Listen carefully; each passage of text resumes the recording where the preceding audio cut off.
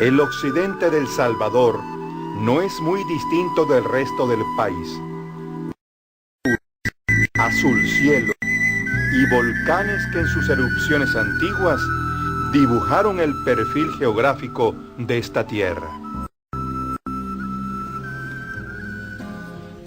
Muchos de sus habitantes, como lo hacían nuestros antepasados pipiles, fabrican petates y canastos, trenzando el carrizo y el tule. Algunas ancianas aún conservan la tradición de vestir el colorido refajo. Sin embargo, es la historia contemporánea la que distingue al occidente salvadoreño, no solo del resto del país, sino del resto del continente. En enero de 1932, ocurrió una de las más grandes rebeliones en la historia latinoamericana del siglo XX. Miles de campesinos atacaron cuarteles y tomaron varias poblaciones de la zona occidental. Las fuerzas gubernamentales respondieron con la masacre de unas 10.000 personas, en su mayoría indígenas, en un país que entonces tenía escasamente 1,5 millones de habitantes.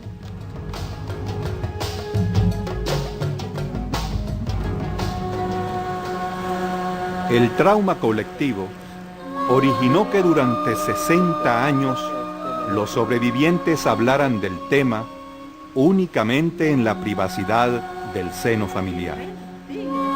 Los acuerdos de paz de Chapultepec, que pusieron fin a la guerra civil de los 80, abrieron espacios políticos. Solo hasta ahora es cuando los ancianos están dispuestos a testimoniar, rompiendo con la cultura del terror que los silenció.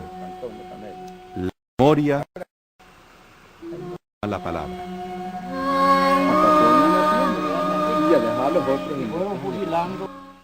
La crisis económica mundial de los años 30 originó la caída de los precios del café, provocando la reducción de los salarios campesinos, aumentando el hambre y la miseria.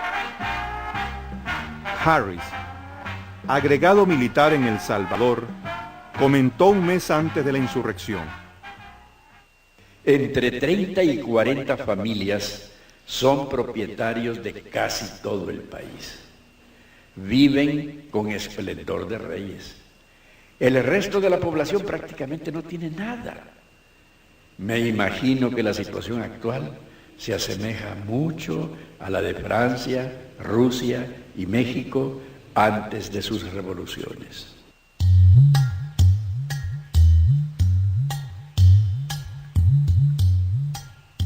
Durante los gobiernos de don Pío Romero Bosque y del ingeniero Arturo Araujo, se permitió cierta libertad. Libertad que fue aprovechada por los dirigentes sindicales para la organización laboral en medio de la crisis económica. En un primer momento, presionaron por aumentos salariales. Habían logrado organizar toda la cumbre llamada de Jayaque. El comunismo lo que ofrecía, que íbamos a ganar 50 centavos. La tarea de 8 brazadas en cuadro, de 8 cuartas la brazada. Mire, la carillita iba a ser chiquita. Pero la gente se mostró comprensiva, ¿verdad? Y organizamos en varios factores, en Cuyabalo, en Cuntan, y así. Traían unos dibujos, ¿va? Donde aparecían dos personas con un yugo así como usan a los bueyes, ¿no? Claro, eso era alegórico, ¿va? Ellos se encargaban de decirles: ustedes tienen un yugo aquí, porque ustedes trabajan y les pagan muy poco. Una de las causas que incidió en la insurrección fue la falta de acceso a la tierra, consecuencia de un largo proceso de privatización y concentración de los terrenos comunales, iniciado a finales del siglo XIX con el auge cafetalero. Los dirigentes campesinos tomaron la reforma agraria como bandera de lucha y las reuniones secretas y abiertas se multiplicaron por toda la zona. Cuando ya se reunió toda la gente, lo que hablaban que eran tómate tierra. Empezaron, ellos decían a hacer como sesiones para tomarse la posesión de las tierras. Terrenos así, de sembrar milpas, casas y todo les prometían. Les iban a quitar a los ricos. Las tierras, quitar tierras a los ricos. Tener libertad, tener donde trabajar. En las movilizaciones sociales participaban conjuntamente indígenas y no indígenas. Incluso, en la primera etapa de la organización campesina, participaron destacadamente dirigentes obreros urbanos, pero sin embargo, en ciertas poblaciones como Izalco y Nahuizalco, se producían fuertes tensiones étnicas que se venían agudizando desde 1880 debido al creciente dominio de los ladinos sobre la tierra y el poder político local. Ya para 1930, muchos indígenas que habían luchado en defensa de sus intereses comunales comenzaron a formar parte del movimiento reivindicativo dirigido por la izquierda. En el caso de mi papá, pues él se incorporó a ese grupo. Ellos eran los que podían leer y escribir en ese tiempo, entonces ellos los tomaron como secretarios y hicieron algunos escritos, actas, ¿verdad?, de las reuniones que se hacían. Saturnino Pérez, uno de aquel lado del río, así, por la otra río, era cabecilla del comunismo.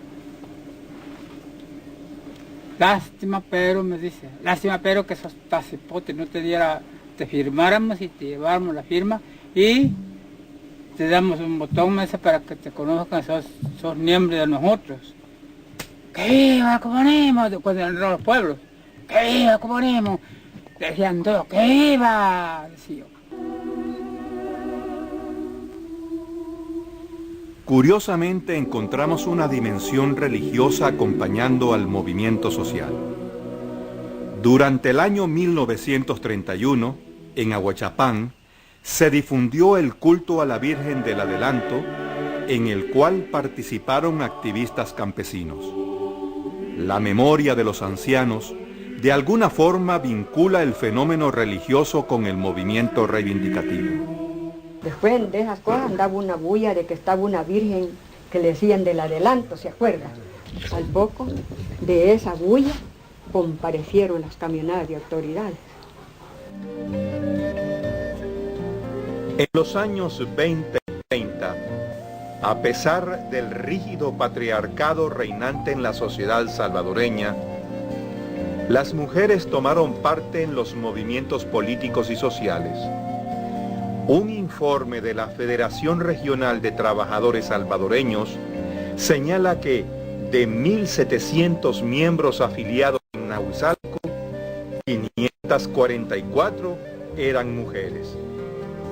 En las organizaciones sindicales hubo una participación significativa de trabajadoras en las plantaciones de café y de obreras en